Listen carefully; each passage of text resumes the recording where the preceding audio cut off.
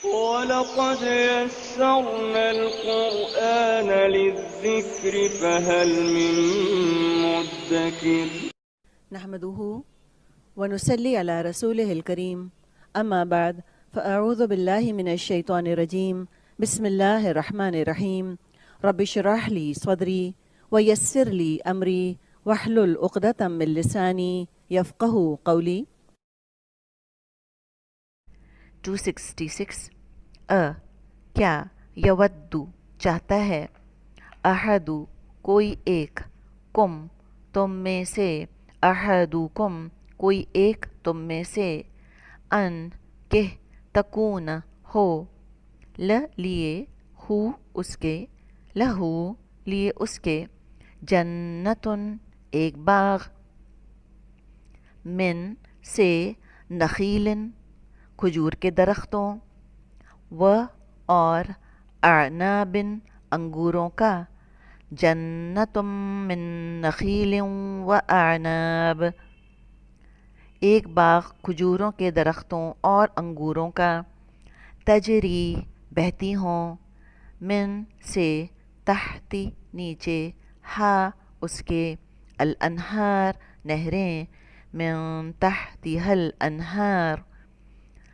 لیے ہو اس کے لہو لیے اس کے فیہا اس میں فی پلس ہا من کلی ہر قسم کے الثمراتی پھلوں میں سے ہو آتی کی آواز پہ غور کیجیے الف لام پر بھی غور کیجیے وہ اور اصوابہ پہنچے ہو اس کو الکبرو بڑھاپا اصوابہ الکبرو و اور لہو لیے اس کے ل پلس ہو ذریتن اولاد ہو ضعفاء کمزور ف تو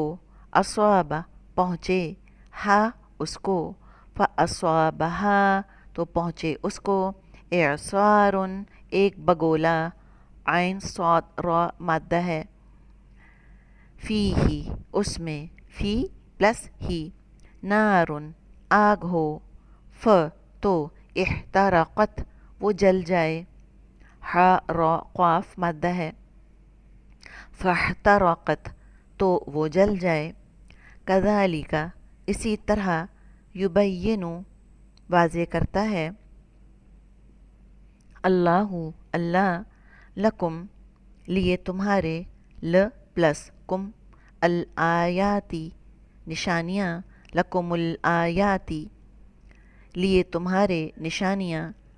لعلکم تاکہ تم لعل پلس کم تتفکرون تم تفکر کرو نحمده ونصلي على رسوله الكريم أما بعد فأعوذ بالله من الشيطان الرجيم بسم الله الرحمن الرحيم رب اشرح لي صدري ويسر لي أمري واحلل عقدة من لساني يفقه قولي ربي يسر ولا تعسر وتمم بالخير اللهم إني أسألك علما نافعا ورزقا طيبا وعملا متقبلا یا مقلب القلوب ثبت قلبی علی دینک سبحانک لا علم لنا الا ما علمتنا انک انت العلیم الحکیم یا فتاح یا علیم وبک نستعین آمین یا رب العالمین۔ السلام علیکم ورحمۃ اللہ وبرکاتہ۔ امید اور دعا ہے کہ آپ سب خیر و عافیت کے ساتھ ہیں۔ اللہ سبحانہ و تعالیٰ کی توفیق اور اللہ تعالیٰ کی رحمت کے ساتھ الحمدللہ ثم الحمدللہ ہم آج کے لیسن کا آغاز سورۃ البقرہ کی آیت نمبر 266 کا آغاز کریں گے، اس نیت کے ساتھ کہ اللہ سبحانہ و تعالیٰ اسے ہمارے لیے پڑھنا، اس پر عمل کرنا اور اسے عمل کے ساتھ دوسروں تک پہنچانا آسان فرما دیں۔ اللہ تعالیٰ ہماری یہ کوششیں، ہماری محنتیں ہم سے قبول فرمائیں اور اس کام کو ہمارے لیے، ہماری آخرت کے لیے، ہمارے والدین کے لیے اور ہمارے اساتذہ کرام کے لیے بہترین صدقہ جاریہ بنا دیں، آمین۔ اپنے لیسن کا آغاز کریں گے، دیکھتے ہیں اللہ سبحانہ و تعالیٰ نے کیا فرمایا۔ ہم پیچھے لفظی ترجمہ دیکھ چکے ہیں، اب ہم دیکھیں گے اس آیت کے ترجمے کو اور تفسیر کو۔ اللہ تعالیٰ فرما رہے ہیں بسم اللہ الرحمن الرحیم अयवद्दु अहदन तकूना लहु जन्नतुम मिन नखील, क्या तुम में से कोई भी ये चाहता है कि इसका खजूरों और अंगूरों का बाग हो। यानी भला तुम में से किसी को ये बात पसंद है कि इसका एक बाग हो खजूरों का और अंगूरों का, इसके दरख्तों के नीचे नहरें चलती हों, इसके यहाँ यानी कि इस शख्स के यहाँ इस बाग में और भी हर किस्म के मुनासिब मेवे हों, और इस शख्स का बढ़ापा आ जाए और इसके अहलो अयाल भी हों जिनमें कमाने की कुव्वत नहीं, सो इस बाग पर एक बगोला आए जिसमें आग का मादा हो, फिर वो बाग जल जाए। अल्लाह ताला इसी तरह नज़ायर बयान फरमाते हैं ताकि तुम्हारे लिए तुम्हारे लिए ताकि तुम सोचा करो।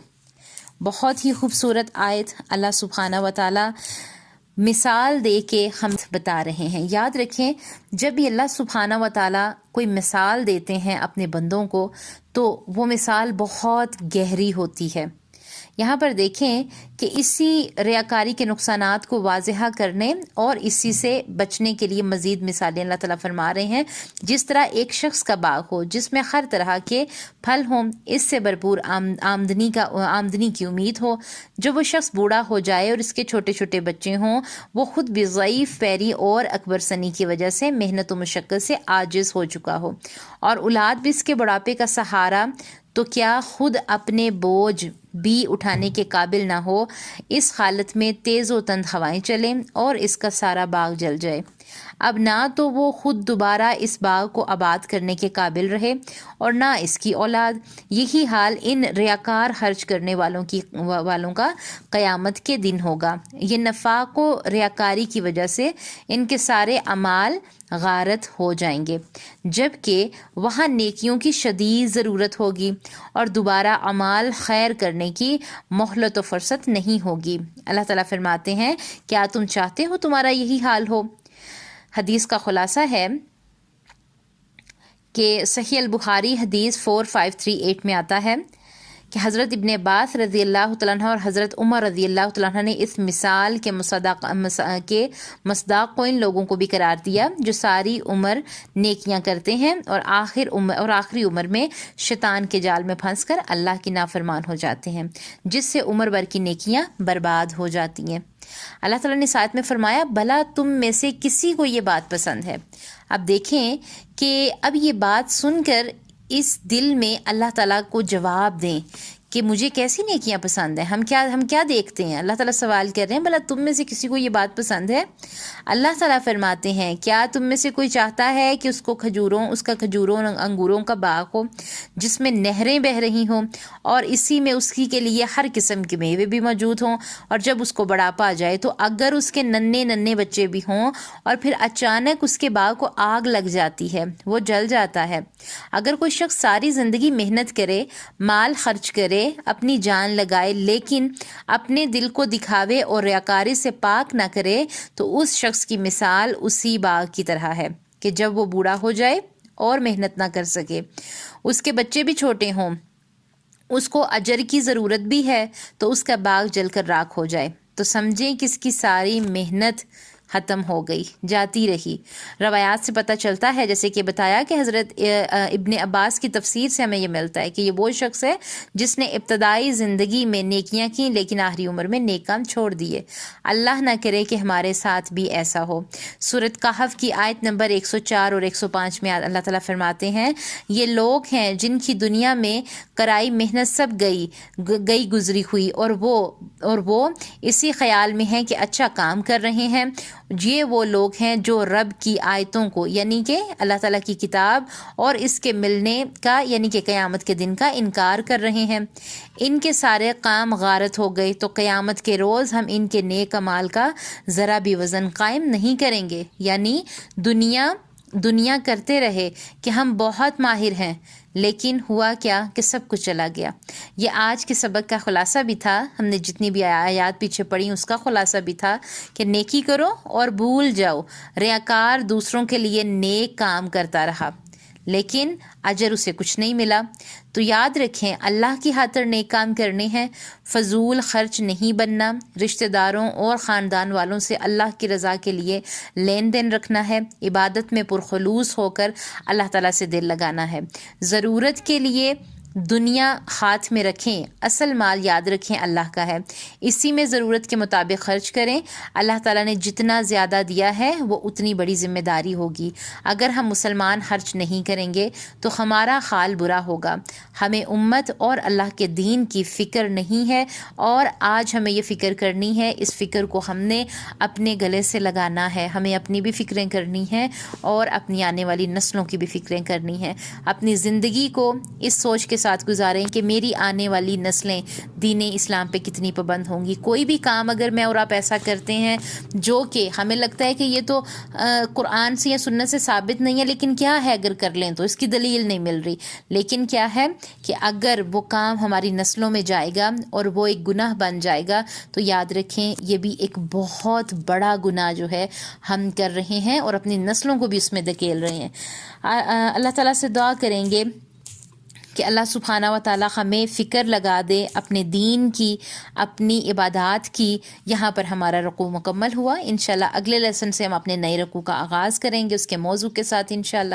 تب تک کے لیے اپنا بہت خیال رکھیں، جو آیات ہم نے پڑھی ہیں اس پہ کوشش کریں غور و فکر کرنے کی اور تدبر کرنے کی۔ اللہ تعالیٰ ہمیں توفیق عطا فرمائے اور ہم سے راضی ہو جائیں، آمین۔ سبحان ربک رب العزت عما یصفون وسلام علی المرسلین والحمد للہ رب العالمین۔ السلام علیکم ورحمۃ اللہ وبرکاتہ۔